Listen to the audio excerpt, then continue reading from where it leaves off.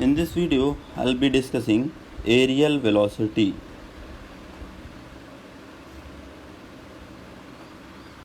So now in Kepler's law, in laws of area,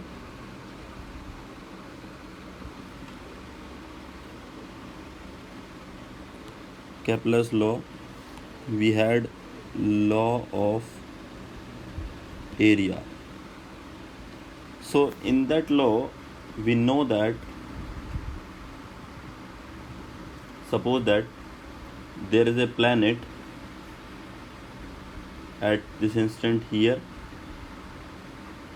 If it travels in t time up to this distance, this is going to be the radius vector. So this is generating this particular area, and suppose if this same planet sweeps in the same time t this much amount of area a1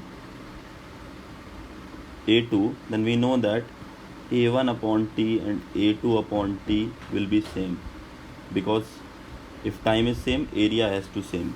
That means we can say that we can define a velocity rate of change of area swept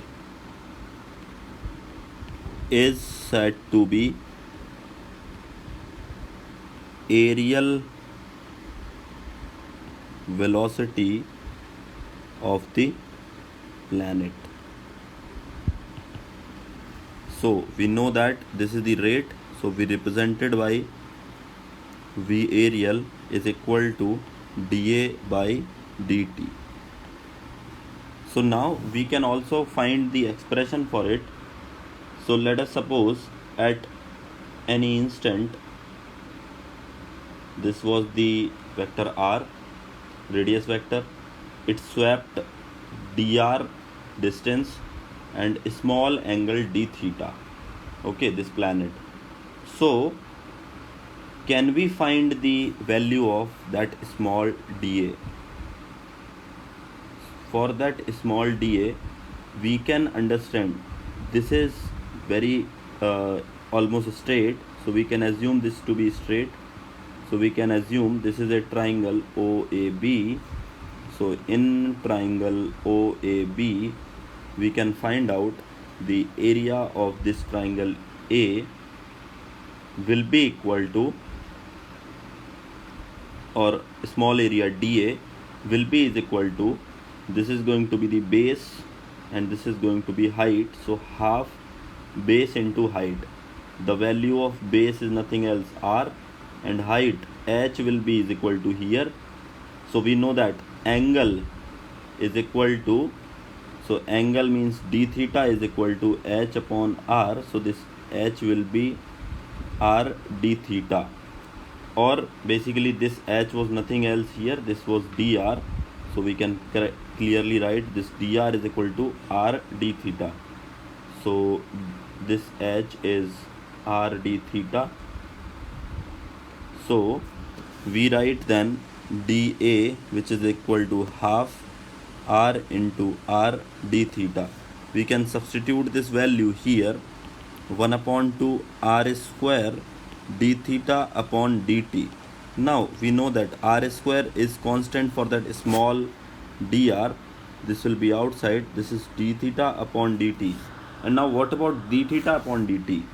So this is the rate of change of angular displacement. So we defined it angular velocity, which is omega, given by d theta by dt. So now we can write here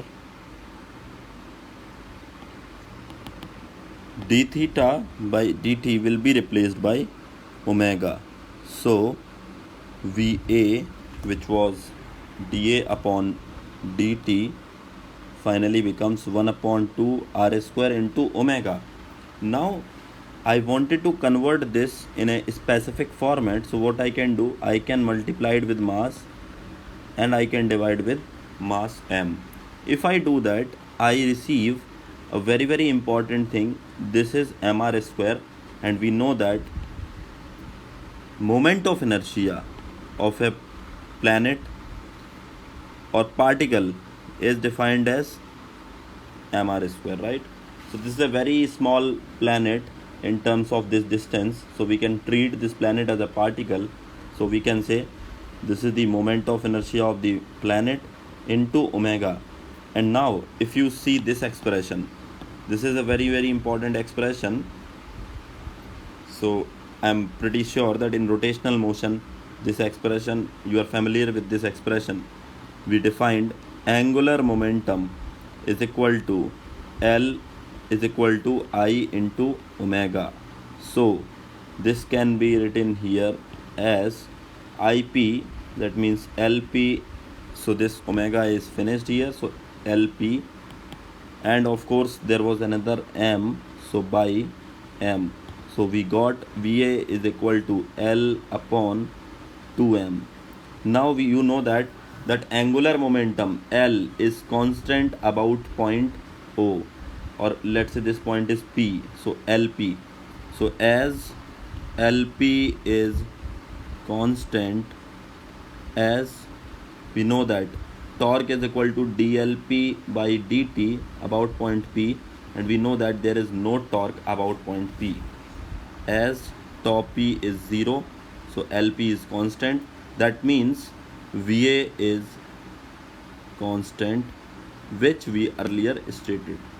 So I believe that you learned this expression pretty carefully, and I would suggest you to remember this expression, VA is equal to LP upon 2M, which is very important. Many occasions this will be given in the question.